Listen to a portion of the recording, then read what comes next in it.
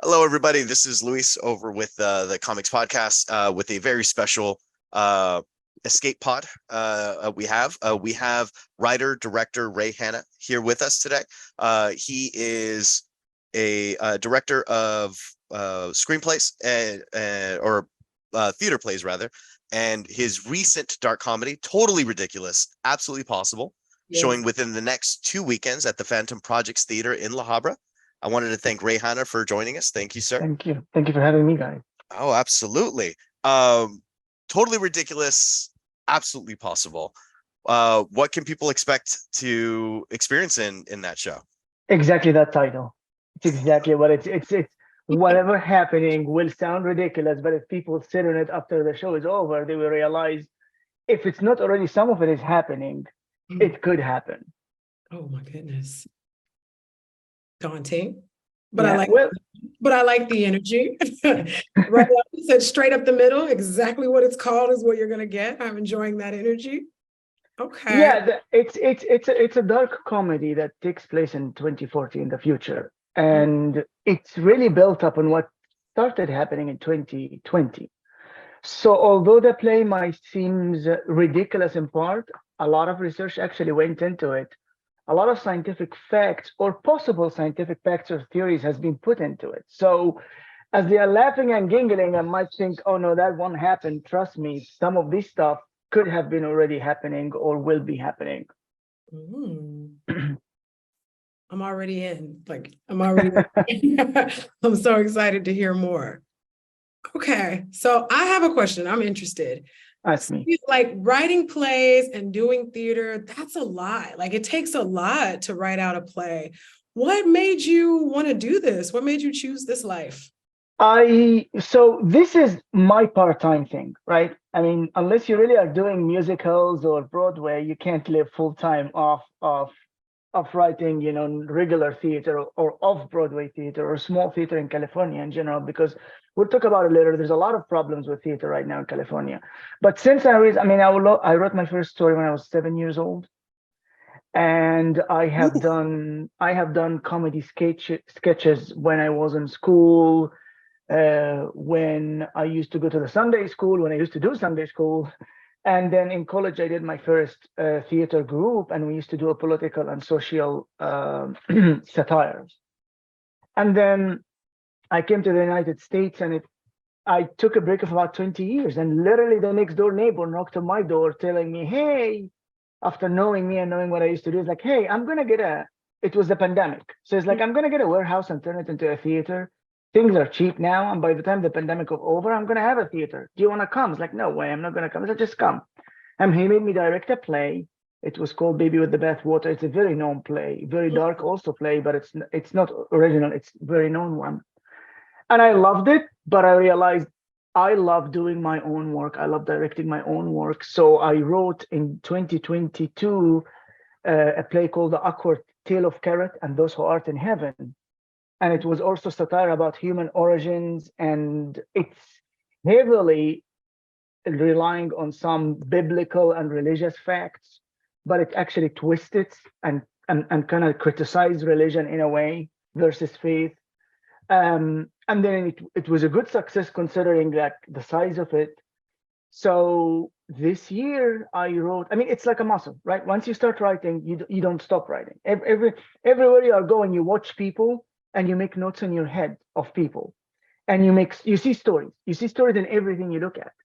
So writing is not an issue or not a challenge. Writing a full play that fits together logically, that can take a few months.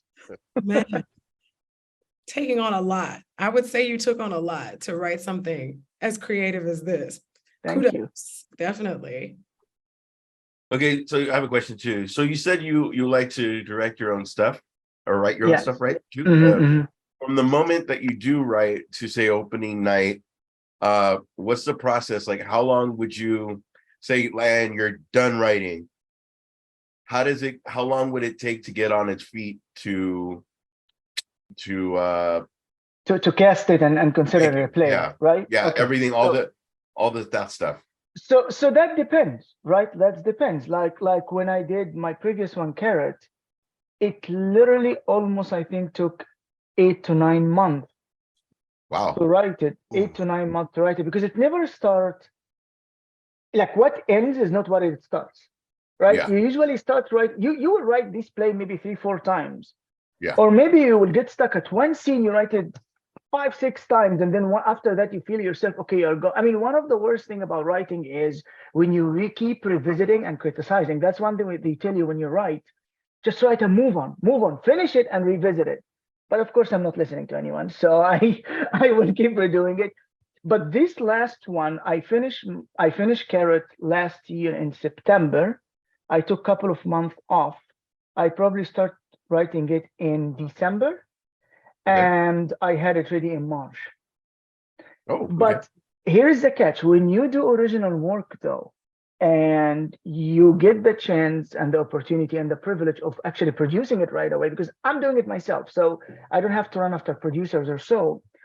As you are doing the rehearsals, you are going to change the script again.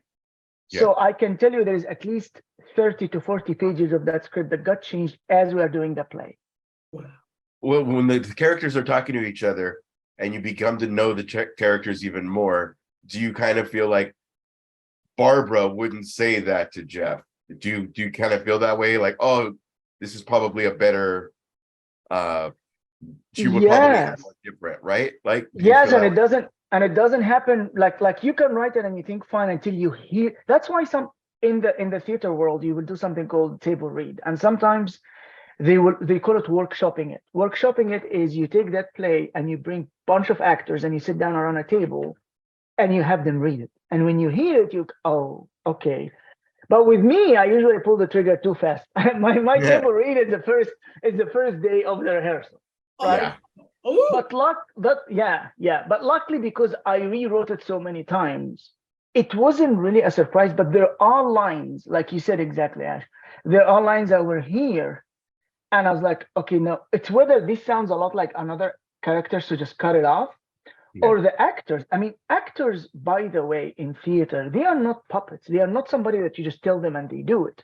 They take it, they study it, and they come back and they put you in your place. I'm writing it true, but the depth they take it on the character is a whole different. They do a whole study, so then when we come back, they can challenge your thinking, and you might change lines because what they're saying makes sense for this character, because they have to create also their own backstory. Yeah, and then their character is their little world, and what you've created is the big picture. So they're only concentrating on how am I going to respond? What was my moment before, and things like that, right? That's actually absolutely. I think you might have heard something about theater, because the moment before is right. The moment before is in theater. It's one thing you try to tell actors.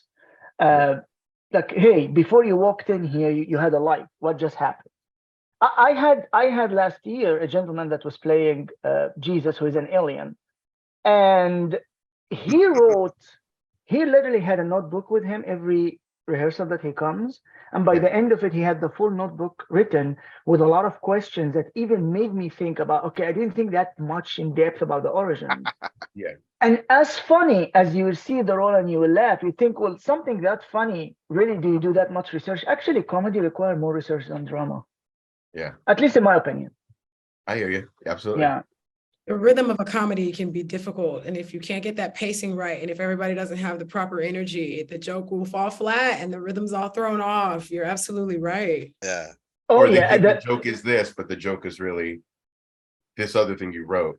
And you know what the thing is, in theater, you should not aim for a joke, and that's the biggest mistake some people will do. You should not go in trying to make people laugh. You should go the script should make the character funny, or should make the situation funny. If you now try to make yourself funnier, this is kind of like a selfish thing that usually you want to stay away from in theater, because it's also, beside the rhythm, of course, the rhythm is important, right? Like, supposedly, if you are a good writer, you should have this beat to it, like a song. I should finish the line certain way. You should come up and this make this conflict or confrontation funny. But at the same time, also, they should not aim for it to be funny. They should just study the character, and the character will make it come out. Yeah. Oh man. That's so deep, and it makes sense. And by the way, I know you mentioned Ash has a little insight. He's an actor himself also, so he Okay, knows so that he's makes cheating. sense. He's cheating. Okay, here we go. It's about you though. I didn't want to. Yeah. This Well, isn't about me. I know yeah. everything about it. This is about me. guys. Got you. I'll be in my trailer. Yeah.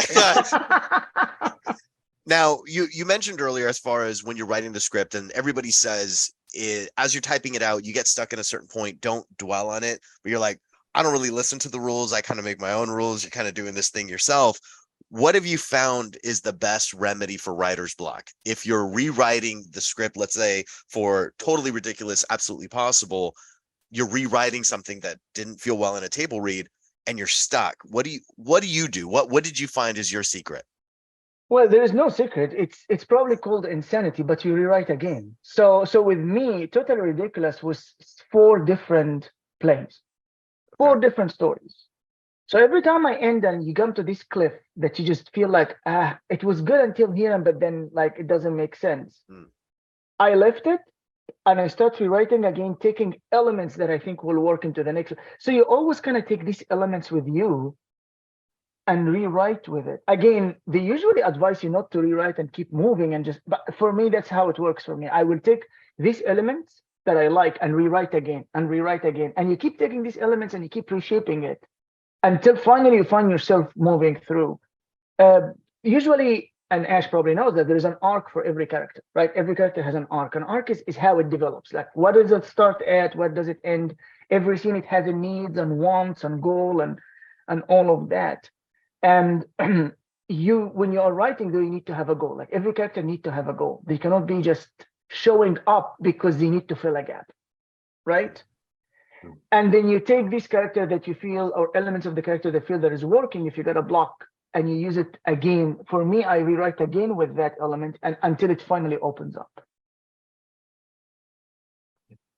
We have a hard enough time doing skits without, we need to do it like 50 times because we got to get angles. We got to get, it's funnier when you did this. And then, yeah, I hear it. Yeah. I started with skits and sketches. That was my start. And I had a hard time finishing a play back in the day. So most of my plays back in the day used to be a 3-act play, but every act is irrelevant. Yeah. Yeah. And then suddenly 2 years ago, I just I mended it all together. I mean, the awkward tale of carrot was sort of mixed the two together because, for example, you go meet Moses, then you go meet Adam, then you go meet Jesus. So it's kind of like you're really doing small sketches, but I had a connection between them. Yeah, and then this year it kind of flowed. Yeah. That's awesome. Wow. Well, we definitely talked a lot about like all that goes into writing a play, all the thought process, table reads, the energy, the rhythm, the research it takes. So as the person who has to do all the work to make sure everything is running the way it's supposed to run, which part's more exciting for you? Coming to the end of a production or right there fresh at the beginning, starting a new project? I really enjoy when the rehearsals start. That first, the week after blocking is when you teach the actors the movement, right? That usually is not very entertaining because you start to realize whether the stage is too crowded, why there's a chair here, this person is going to fall down.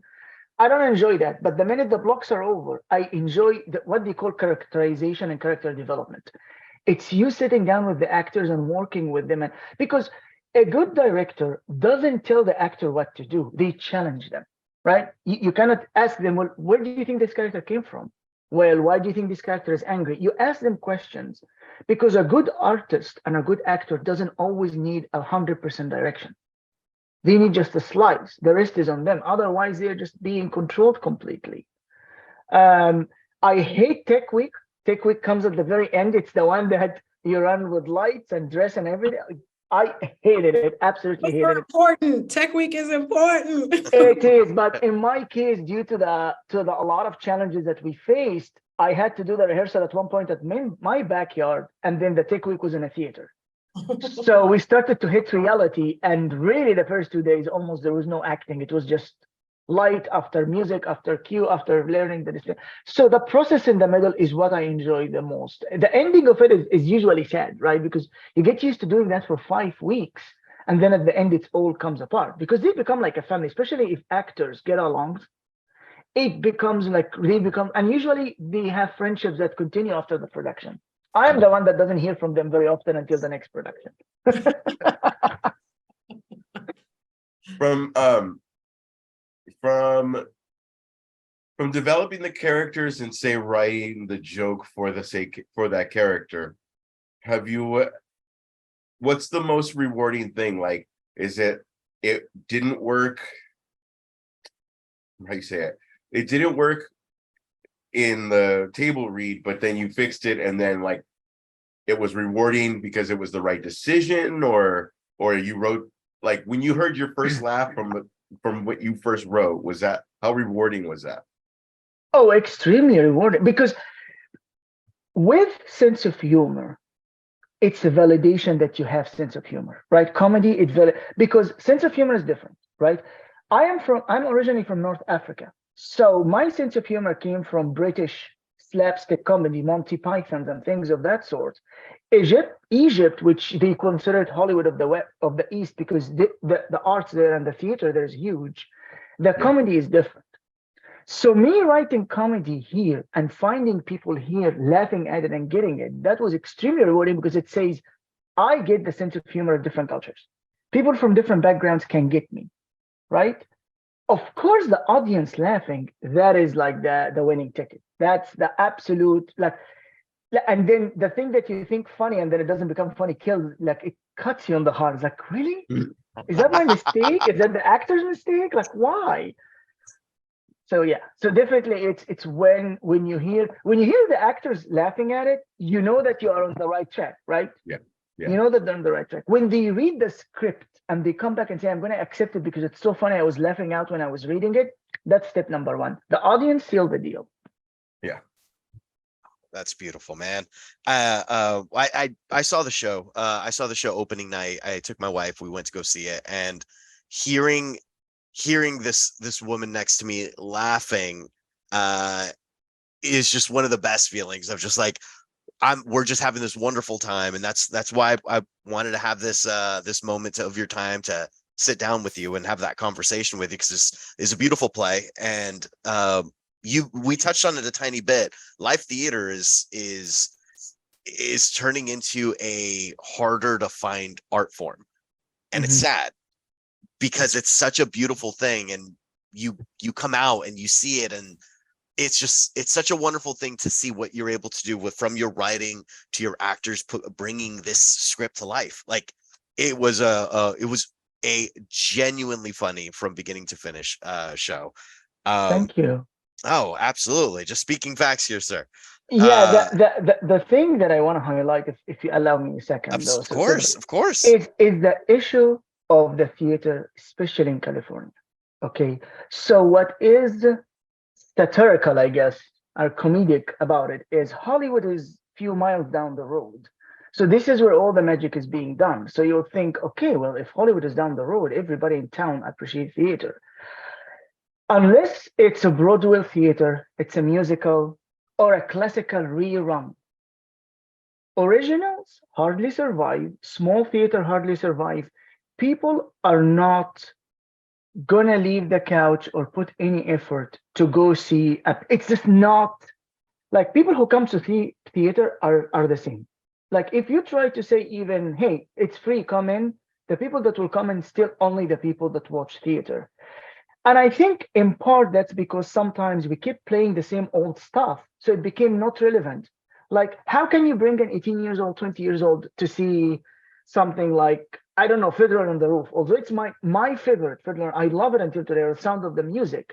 But unless you modernize it in a certain way, you can't have people relate to it. You can argue values are values and values, yeah, but the way it's communicated is different.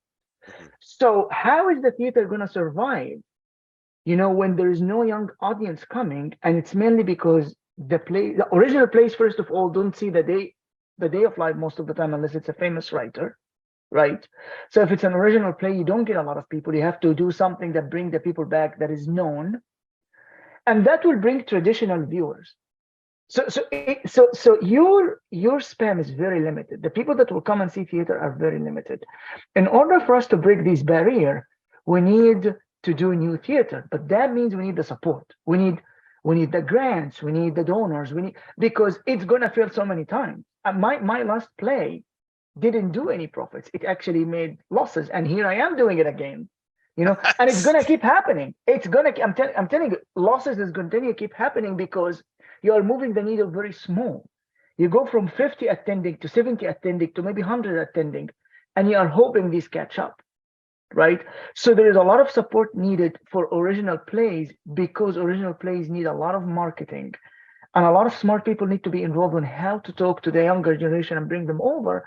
Otherwise, this art is going to die, or it's going to continue in a traditional antique manner that might not survive too long. See, It's probably harder too, because people are on their phones, and even a TikTok or skit, like if they're not interested in like 10 seconds, it's probably harder to keep everybody's attention. Correct. That's right. Yeah, you nailed it, Ash. That's exactly what I was going to go with, especially with the younger folks. They always got one of these in their hand, and they're always just TV's on in front of them, and they're looking on their cell phone. It's like, no. Pay attention.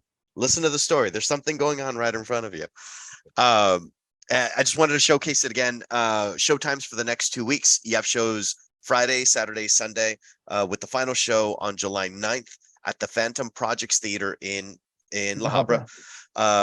And our last question is that we have for you before we conclude, being respectful of your time. Thank you again for joining us. We already spoke about what went into this show and what people can expect going into this show. As the writer, as the director, as the father of this project, essentially, what is it that you're hoping people walk away with? What are you hoping that they leave that theater on their drive home? What do you want them to take? So I guess one thing I didn't say is I didn't say what actually the story is, right? Like I throw that.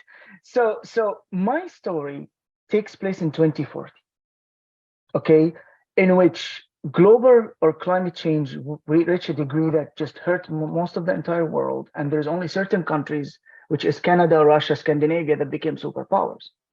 And Americans are the new refugees. They are the ones sneaking through the borders, trying to go to Canada, searching for a better life. But that's the atmosphere of it. The story itself is following a Californian girl, because California is its own country before it also collapsed. And this Californian girl, the minute she makes it inside, she has just a terrible bad luck. Like, it's amazing bad luck. The minute she makes it inside the refugee camp and celebrate, she gets kidnapped again by an elite, the 1%, because they need to use her brain. What I want the people to take from that is, usually I want them to read into it any way they want to read. But definitely one of the things is this development that change, the climate change and what can result from it. This is not science fiction. That's not like fiction. That's reality. That could happen. Look at the weather we have right now. California hasn't seen really a summer in the way summer is. If the weather keep warming up, the countries that have extreme cold weather will become warmer, will become nicer, and things will move towards them. Do we really want to do anything about the weather? Because one of the biggest questions in that play is, you need to understand, if you really want to help the environment heal, you really need to cut back on a lot of things that might make you feel like you're a caveman. Do you want to be a caveman, or do you want to say, screw it, I'm just going to go on because I cannot live like a caveman? That's what the people watching need to come into consensus with, is like, how much do we really need to give in? But they also need to have an understanding, well, what you might want to give a lot more. Are you willing to give a lot more? If not, what else can you do? There is also the subject of gender identity that got played with in the play, which is kind of addressing the complexity of us today. There's no man and a woman. There's everything in between, right? And there was also the topic of mental health also, because a character there is talking to invisible people, but it's also questioning, are they really talking to invisible people or not? So I want the audience to laugh, but when they leave, think about each one of these stuff. Make your own opinion, but is there a solution? What can you do at the end of the day? Yeah, that's what I wanted to take away. And I feel that you did that very well. The whole drive home, me and my wife were discussing, we were picking apart different parts of each act of like, oh, and when this person said this, what do you think that person meant? And it created this dialogue that lasted for 30 minutes. We had dinner with friends afterwards. My wife's talking to these folks about, we just saw this play and this happened. I'm not going to give it away, but here's this and here's that. And that's one of the most beautiful gifts that you can get when you see any art form, whether it be a really good movie, a live play, such as I did, and then watching the opening night of Totally Ridiculous, Absolutely Possible. It lives in with you, and that dialogue that you have with those people around you, and it's such a beautiful thing. Thank you. Well, thank you again for being here with us.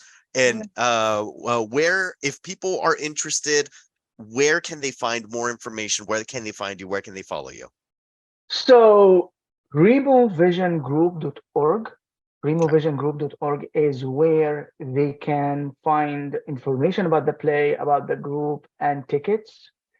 If you follow us also on Instagram, which is the same name, Remo Vision Group, you can see excerpts from the play. You can see, sometimes we will say this part of the story, that part of the story. So this is where usually they can get most of their information. Perfect. All right, and we will make sure to have a link below into the comments. And if you do watch it, please don't give any spoilers, but make sure you tag removisiongroup.org for any pictures or anything that you have there supporting live theater. So again, it is Totally Ridiculous, Absolutely Possible next 2 weekends, and definitely check it out. You don't want to miss it. Alrighty, and thank you guys. This has been Comics. Have a great day. Thank you. Bye. Thank you for coming.